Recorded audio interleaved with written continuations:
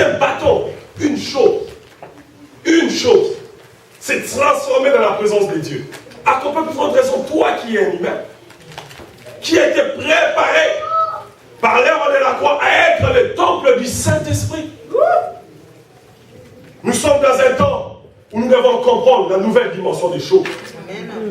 Que ta vraie force, c'est la présence de Dieu, c'est les bâtons dans ta vie. Amen. Si tu veux la considération dans ta famille, dans ton mariage, dans ton entourage, cherche la présence de Dieu. Cherche la présence de Dieu d'abord.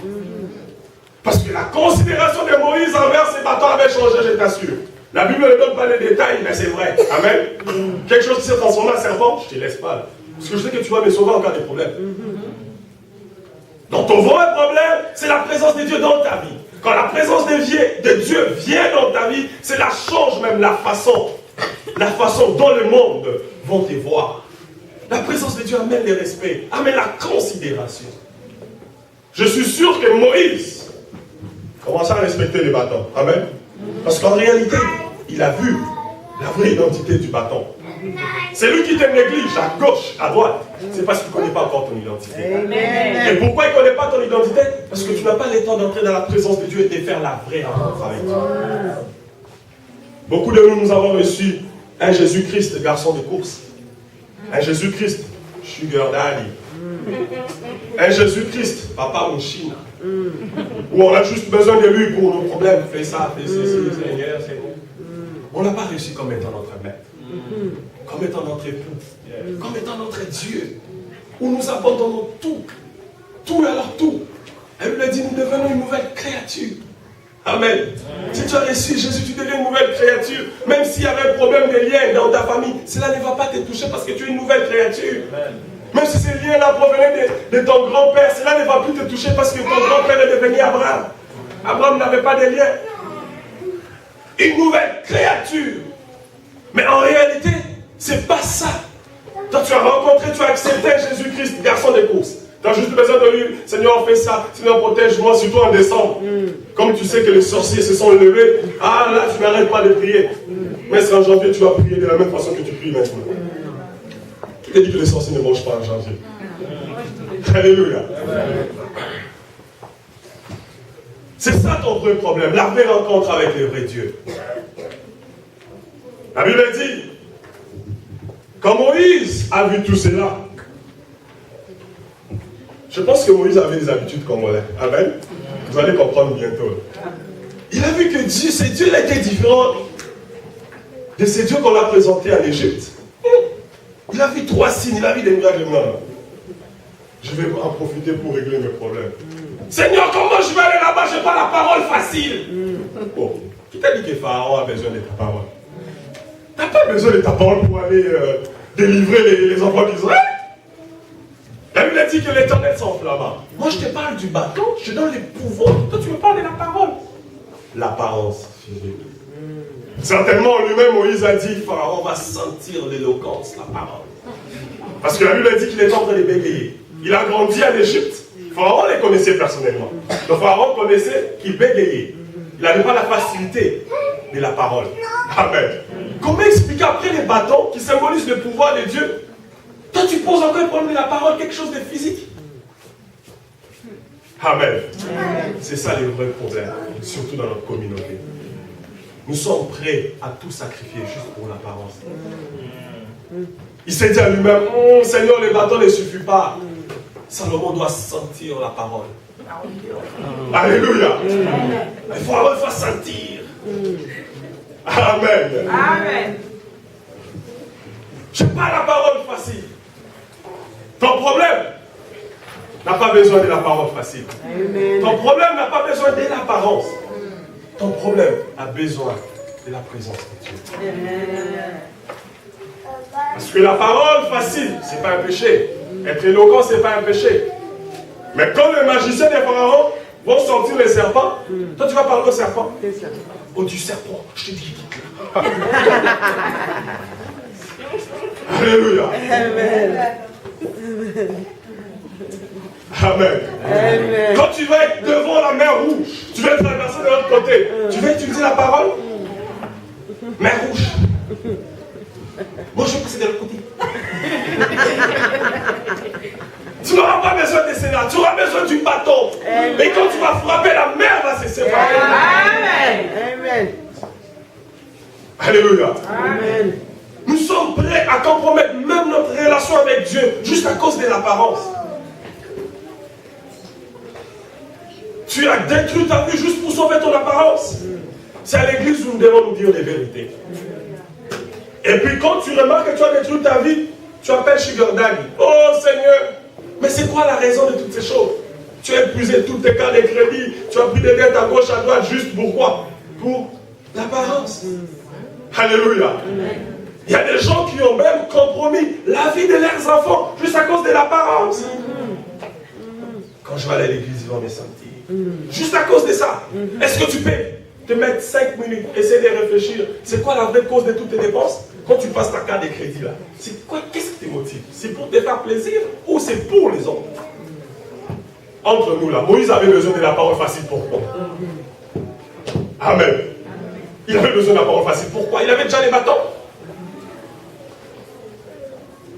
Et quelque part, je me suis posé une question. Mais Dieu est tout puissant. Pourquoi il n'a pas seulement réparé la parole de Moïse? Ça allait être aussi bien, non? Quelqu'un qui fait des miracles et qui a la parole facile. C'était tout un enseignement que tu dois comprendre dans ta vie. Et quand tu comprends cet enseignement, ta vie change. En réalité, dans l'homme, ce n'est pas seulement l'apparence. C'est la présence de Dieu. Alléluia.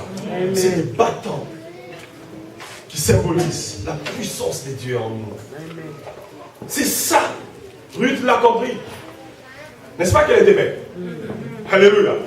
Amen. Quand il fallait aller plaider chez le roi, qu'est-ce qu'elle a fait? Avec 6 options. Alléluia. Nous sommes dans un temps où nous devons changer notre façon de voir les choses. Quand tu donnes conseil à ta fille, là, Amen. Tu dis à ta fille, oui, dans le mariage, il faut être propre. Ça va préparer, c'est important. Mais une autre option supérieure, c'est la présence de Dieu, l'onction de Dieu. Ruth l'a compris. Elle était belle. Elle lui a dit, elle s'est apprêtée. Elle s'est fait jolie. Mais après tout ça, qu'est-ce qu'elle a fait? Amen. 3 jours la présence de Dieu. 3 jours. En train de chercher d'abord la faveur de Dieu. Parce qu'elle a compris, en réalité, avant même d'avoir la faveur d'une personne, il faut d'abord avoir la faveur de Dieu. Parce que la Bible déclare que le cœur du roi est entre les mains de l'Éternel. Si Dieu décide que l'homme te fasse faveur, il va te faire faveur. Amen. La réaction de Moïse symbolise ou nous démontre à suffisance les réactions que nous avons des fois dans la présence de Dieu. Tu entres dans la présence de Dieu, tu sens la présence de Dieu. Dieu te dit, oh, je mets le Saint-Esprit en toi. Alléluia. Ce Saint-Esprit-là suffit pour résoudre tous tes problèmes. Mais toi, pour toi, ça ne suffit pas. Amen. Pour toi, quand tu sors de la présence, tu dis, oh, aujourd'hui, c'était pas bien. Dieu ne m'a pas dit, Dieu n'a rien dit sur mon mariage, Dieu n'a rien dit sur mon avenir, Dieu n'a rien dit sur mes enfants. Mais le Saint-Esprit que tu as, il résout tous tes problèmes. Dieu ne te donne pas un pain, il te donne un four. Pour faire le pain à chaque fois que tu en auras besoin. Amen. Alléluia. Amen. Nous sommes dans un moment où l'église de Dieu, l'Église de Dieu, nous n'avons plus besoin d'apparence, nous avons besoin de la vraie présence de Dieu. Amen. Mais aujourd'hui, les gens se sont plus fiers à l'apparence. Je parlais avec un ami pasteur, je lui ai dit, ben, moi je vais prêcher sur la conversion, j'ai comme une mini croisade à l'église et tout. Mais d'ici tu es comme ça, vous n'aurez pas de gens dans votre église. Les gens aiment, tu leur dis, tu vas aller de l'avant, tu vas être marié, tu vas. Moi je dis, mais tout ça là, quand tu as les vrais Dieu, tu l'auras aussi facilement. Amen. Alléluia. Amen. Tu auras aussi facilement. Mais il est temps que peuple de Dieu, bien aimé, que nous puissions comprendre que la force, ou en réalité dans l'homme, la vraie force, c'est la présence de Dieu d'abord. Je n'ai pas la parole facile, cesse avec ça. Alléluia. Tout ce que nous voyons dans le physique, ça nous aide juste à être normal. L'habit, voiture, maison, c'est juste pour le confort sur cette terre. Mais tu ne peux pas détruire ta vie pour ça. Alléluia. Amen. Je vais te choquer, mais il y a des gens qui ne viennent pas à l'église dimanche parce qu'il n'a pas une nouvelle habit à mettre. N'est-ce pas? Alléluia. Il y a des gens ici, là, et autour, là, au 4. Dieu me le montre. Amen. Et deux fois le dimanche, tu ne viens pas. Pourquoi? Je ne trouve pas d'avis. C'est là que me parler. Alléluia. La parole facile, la souffrance. Cela a tout détruit, tout détruit dans nos vies. C'est la source même de nombreux stress. Nous sommes dans un pays de stress. Oh. Mais toi, tu gagnes $10, au plus ça n'était à 700 000 $. Pourquoi? Tu as des enfants. Je connais un ami à Montréal. 2 enfants, il y a une maison de 5 chambres. Et elle travaille de $12.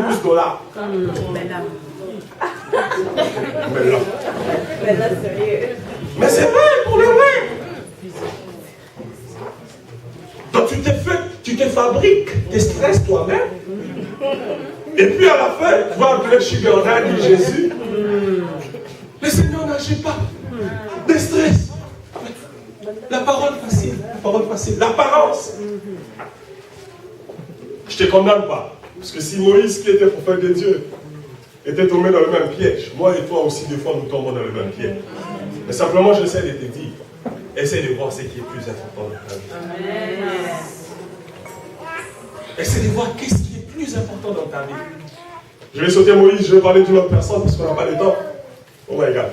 Je vais prendre, on va déborder les 10 minutes s'il vous plaît. Amen. Amen. Vous me permettez? Amen. Amen. Pasteur Charles, vous me permettez? Ok. 10 seulement. 10 seulement. Amen. Amen. Je vais sauter directement. J'allais parler de cette femme. La Bible dit qu'il y avait une mauvaise réputation dans son village, cette femme impudique. Qui avait sa réputation. Vous savez, il y a des gens qui ont des réputations. Amen. Oteka Komo Naena Edmonton. Dans ta Montréal, la méthode du soir. Alléluia. Il y a des gens comme ça. Où tu parles de lui à Edmonton et à Montréal, on te dit qui il est réellement. Amen. Cette femme était aussi comme ça. La Bible dit qu'il avait une réputation pas possible. Mais à cause de la vraie rencontre avec Jésus-Christ, il a vu sa vie être transformée. Oh, yes. Ce matin, quelle que soit ta réputation, quelle que soit ta vie passée, je m'en fous. Je te présente un Dieu qui peut te laver de toutes ces mauvaises réputations, qui peut te donner une nouvelle vie, qui peut te donner un nouveau espoir, qui peut te donner un nouveau départ. C'est Dieu qui peut changer totalement ta vie. C'est Dieu qui peut changer toutes ces personnes qui ont du mal pour toi. Alléluia. C'est possible. Rappelez-vous aussi de cette femme samaritaine qui a croisé Jésus-Christ dans la pouille. La Bible dit, elle aussi était de mauvaise réputation. Mais cette même femme, quand elle est rentrée au village, après avoir rencontré Dieu, la Bible dit, tous les villages étaient derrière elle. Ça, c'est la rencontre avec Dieu.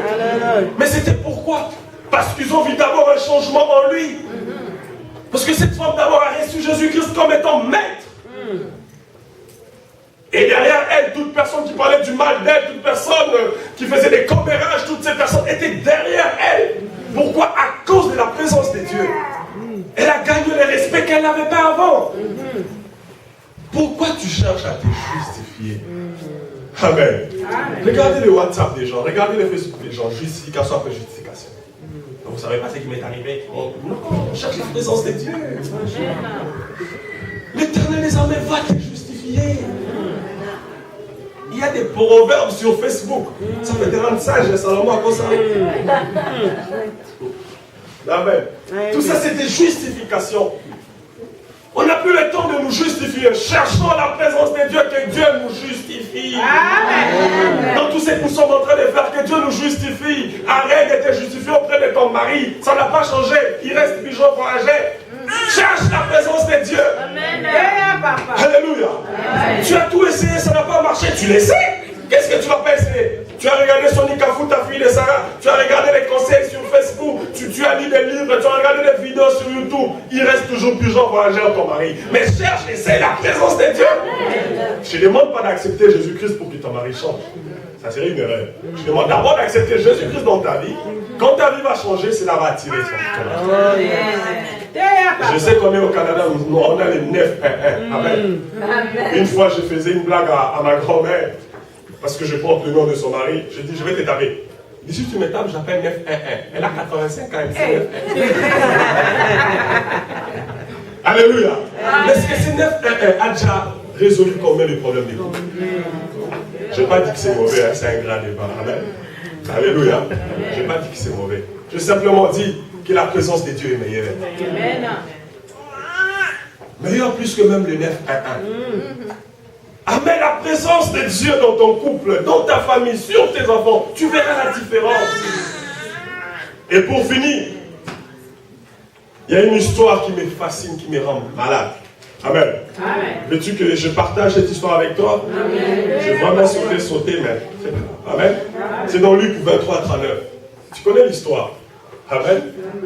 Ça te paraît simple, mais c'est ça la base de la force. Alléluia. Cette histoire dans Luc 23, 39 nous parle de l'œuvre de la croix. Alléluia. Où un Dieu a accepté de quitter les cieux. Un Dieu a accepté de se dépouiller. Un peu comme Moïse, mais d'une meilleure façon. Parce que lui n'a pas fui, lui l'a fait volontairement. Il a accepté de se dépouiller de sa divinité. Il a accepté d'être un bébé, comme notre bébé Marie dit là. Il a accepté tout cela. De vivre et de grandir devant les hommes, devant Dieu, pour une cause, pour un but. Il a accepté de prendre ta place. Il a accepté d'aller sur la croix pour payer ce que toi tu devais payer. Il a déchiré l'acte dont l'ordonnance nous condamnait. L'ordonnance dont l'acte nous condamnait. Il a déchiré. La Bible a dit, arrivé à la croix, il s'est passé quelque chose. Des fois, quand j'ai réfléchi sur ça, je me dis, la justice de Dieu paraît injuste selon notre vision des hommes. Des fois, la justice de Dieu paraît injuste. Mais c'est la justice de Dieu. La Bible a dit, il y avait des voleurs à côté de lui. Amen. Qui est tombé dans le piège de Moïse. Parole facile. Mais tu t'es dit que tu es Dieu, tu as fait des miracles, sauve-nous. Lui, il voulait être sauvé, son corps, qu'on le détache de la croix, sans être sauvé. Mais mon frère, si on te sauve, on te détache, on n'enlève pas le vol en toi, tu vas rentrer à la croix. Parce que tu parles encore. C'est ce qu'il n'avait pas encore compris. Mais il y avait l'autre qui était à côté de lui, voleur qualifié comme l'autre voleur. Et lui a dit quand il a quitté de prison ou chez lui à la maison, toute la foule qui était là-bas à côté savait que devant nous, on avait un voleur. Mais lui, il avait compris que je n'ai pas besoin de la parole facile, je n'ai pas besoin de la parole, je n'ai même pas besoin qu'on me détache, j'ai besoin d'une chose, la vie éternelle. Il a dit à Jésus, Seigneur, pense à moi quand tu seras là très haut. Oh my God, qu'est-ce que Jésus a dit? Ce soir, pas demain, on sera avec toi. Amen. Amen. Non, oui, non, c'est injuste. Jean prêchait dans le désert, il a mangé les sauterelles. Il n'était pas encore parti. Mais qui s'est retrouvé à la croix parce qu'il a volé. Mais le soir même, la Bible dit qu'il était dans le ciel. À cause de la grâce de Jésus. Et cette grâce est encore disponible cet après-midi. Je m'en fous de ta vie, je m'en fous de ce que tu as fait. Moi qui vous parle, si je vous parle de ma vie il y a 20 ans, tu ne vas même pas vouloir m'écouter. Alléluia. Mais je sais qu'il y a une chose qui est disponible, que tu ne peux pas fouler au pied, c'est la grâce de Dieu. Si c'est voleur à vie, sa vie, être gracié par Dieu, tu peux aussi faire cette rencontre qui peut changer ta vie. Jésus-Christ était sur la croix. L'état que Jésus-Christ avait, c'était l'état de payer nos péchés. S'il a payé nos péchés, ça veut dire qu'il avait porté nos péchés. Il s'est fait pécheur, quoi qu'il n'était pas pécheur. Et dans cet état-là, il a sauvé une personne. Et à combler plus forte raison dans l'état qu'il est aujourd'hui, assis à la droite de notre Père, où il a reçu le nom le plus élevé au-dessus de tous les noms.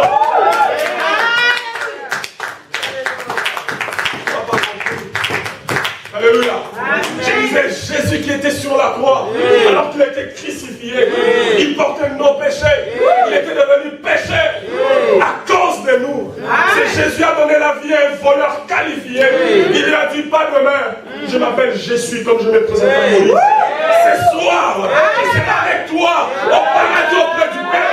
Parce qu'on a plus forte raison. C'est Dieu qui est assis dans la gloire. C'est Jésus-Christ qui a reçu les noms le plus élevé au-dessus de tous les noms. La Bible dit qu'il est assis à la droite du Père. À complète votre raison, c'est Jésus dans ta vie. Est-ce que tu peux faire les bons choix aujourd'hui, cet après-midi? Tu peux faire la bonne rencontre qui va changer toute ta vie. Jésus-Christ de Nazareth. Je n'ai pas deux messages cet après-midi. J'ai un seul message.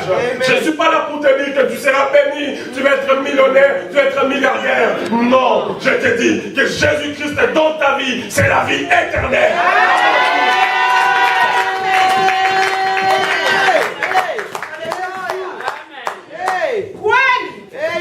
Avant tout, excusez-moi, mais les pasteurs, nous avons détruit l'église, on a détourné le message.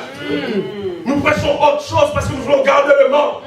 Que nous soyons 5 ou 6. Si ces 6 arrivent à entrer dans le ciel, c'est ça l'important. Parce que tout ce que nous avons aujourd'hui, nous allons l'amener nulle part. Je connais un homme qui avait tout ce que toi tu cherches aujourd'hui. La Bible dit Salomon avait 1000 femmes, il avait l'argent, il avait l'or. Mais quand il a voulu mourir, il a prononcé une phrase qui a changé ma vie. Tout est vanité. Vanité.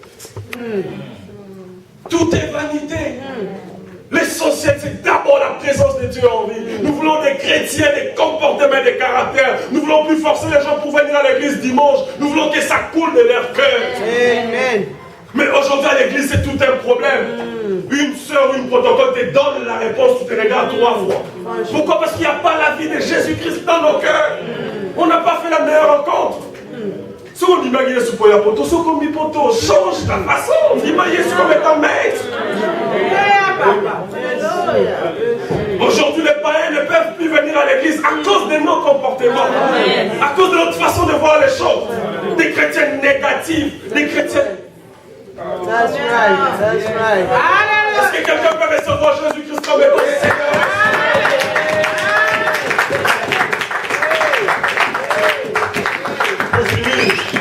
J'étais en train de lire. J'ai oublié le site en question à l'internet. Mais ça parlait, ça montrait sur un temps réel comment les gens mouraient sur la terre. Laisse-moi t'informer, chaque seconde qui passe, une personne, 6 meurt dans le monde. Chaque seconde. J'ai prêché, je pense, pendant 30 minutes. On peut faire les calculs. Alléluia. C'est 30 minutes que toi tu as eu la grâce d'écouter la parole de Dieu. Tu sais combien ont perdu leur vie. Tu penses que tu es meilleur plus que eux? Non. Tu n'es pas meilleur. Je ne suis pas meilleur parce que mais Dieu t'a fait grâce. Qu'est-ce que tu attends pour prendre la vraie décision? Servir ces dieux puissants. De tout ton cœur, non pas comme étant ton sugar daddy, mais comme étant ton maître. Comme étant l'équipier qui ne manque pas en temps de problème. On a écouté des histoires où même la police la plus qualifiée du monde, les équipiers ont manqué quand l'autre avait besoin d'eux. Mais notre Dieu ne manque jamais. Mais tout ce qu'il veut, que tu les reçoives dans ton cœur, que tu changes ta vie. Vous savez, des fois, tu peux penser que c'est difficile de vivre la vie chrétienne. Ce n'est pas difficile. C'est difficile parce que tu n'as pas encore compris, parce que tu fais cela par tes propres forces. Toi, accepte simplement Christ. Passe le temps dans la prière, dans la méditation. Tu verras leur monde céleste grandir en toi et changer ton comportement automatiquement. Il n'y a personne ici, même pas moi, qui peut vivre la vie chrétienne par ses propres forces. Non, le Saint-Esprit est là pour ça. Vous savez, comme je le disais l'autre dimanche, c'est tellement stupide où nous travaillons. Moi-même, je travaille durement pour préparer mon avenir, pour préparer ma retraite. Alléluia. Un jour, je parlais à mon oncle qui est docteur. Il me dit, oh, j'ai mal aujourd'hui. Pourquoi? Parce que je viens de parler à un patient qui devait prendre sa retraite dans une semaine, mais il a perdu sa vie. Il a travaillé toute sa vie, il s'est privé des vacances, il s'est privé des luxes. Pourquoi? Parce qu'il voulait une retraite des rêves. Si tu peux préparer quelque chose que tu ne maîtrises pas, qui te dit que tu vas vivre pendant ta retraite?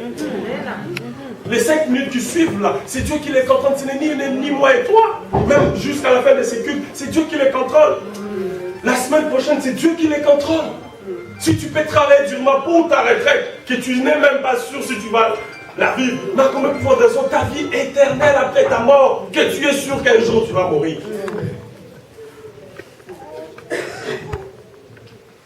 Est-ce que cet après-midi, quelqu'un peut prendre une décision? Je m'adresse à toi, qui il y a quelques années, tu aimais servir Dieu. Tu avais donné ta vie à Jésus-Christ. Mais après un certain moment, tu t'es refroidi. Je ne sais pas pourquoi, ce n'est pas ton problème. Tu sais que je sais que ton problème est tellement petit devant la présence de Dieu. Donc je m'en fous de ton problème. Est-ce que ce matin, tu peux te révitailler? Ce matin, tu peux encore te motiver. Arrête de te moquer avec Dieu. Un jour, Dieu va se moquer de toi. Je te dis la vérité. La Bible le dit. Ne vous trompez pas, c'est qu'un homme aura semé. Les gens se moquent avec Dieu à l'église de Dieu. Au lieu du vino, vivra malgré tu as des responsabilités à l'église, tu sais. Je ne te condamne pas. Alléluia. Je te présente simplement un Jésus qui peut changer toute ta vie, qui peut changer toute ta vie, toute ta vie, toute ta vie. Mais il faut faire les bons choix, il faut l'accepter. Notre Dieu est tellement démocrate, il est tellement gentil. Il me dit, je me mets devant la porte, je tanque. Lui, ton créateur, il tanque. Ta vie est précieuse. Ne détruis pas ta vie, s'il te plaît. Parce que toutes ces personnes qui meurent après chaque une seconde là, tu n'es pas meilleur plus qu'eux. N'attends pas que Dieu te frappe. N'attends pas que tu aies un problème grave pour que tu puisses donner ta vie à Jésus-Christ. Ça, c'est l'opportunité. Ne rate pas cette opportunité. Ne rate pas cette rencontre, parce que notre Dieu est ici en ces lieux. Est-ce que tous nous pouvons nous lever? Nous allons prier pendant quelques minutes. Je sens tellement la présence de Dieu en ces lieux. Ne rate pas ces moments. Si tu es ici et que tu as déjà donné ta vie, tu as déjà accepté Jésus-Christ dans ta vie, tout ce que je te demande, si tu constates que tu as dégradé, tu constates que tu as perdu cette saveur de la vie chrétienne, tout ce que je te demande, c'est de renouveler ta vie chrétienne aujourd'hui. Beaucoup d'entre nous ont perdu leur vie chrétienne. Pourquoi? Parce que les gens disent des choses sur eux à l'église. Tu ne viens pas ici à cause des gens. Tu ne viens pas ici à cause du pasteur Charles ou le prophète ou à cause de moi. Tu viens ici à cause de Dieu. Parce qu'il y a une personne qui a donné sa vie pour toi. Une personne qui a accepté de mourir. La Bible a dit par ses meurtrissures nous sommes guéris. La Bible a dit on a pris une couronne d'épines, on l'a mis sur lui. Il avait mal parce qu'il avait un corps humain comme toi. Et tout c'est là pour toi. Pour que tu aies la vie. Pour que tu sois béni. Est-ce que tu peux prendre la bonne décision cet après-midi? Laisse-moi te dire que la journée d'aujourd'hui est enregistrée dans le ciel. Un jour, Dieu va te juger par rapport à toutes ces paroles que je sors. Tu ne diras pas que tu n'as pas eu cette opportunité. Qu'est-ce que tu n'as pas encore fait que tu veux faire? Entre nous, là, on se dit, c'est la famille. Qu'est-ce que tu n'as pas encore fait? Qu'est-ce que tu n'as pas encore fait? Quel péché que tu n'as pas encore fait? Tu as tout fait. Est-ce que tu peux faire grâce? Tu peux ouvrir une porte à ces Dieux puissants qui changent ta vie. Tu as rencontré des hommes, tu as rencontré des femmes, des enfants qui ont peut-être amélioré ta vie, mais qui n'ont pas changé ta vie. Ce matin, quelqu'un vient changer ta vie totalement.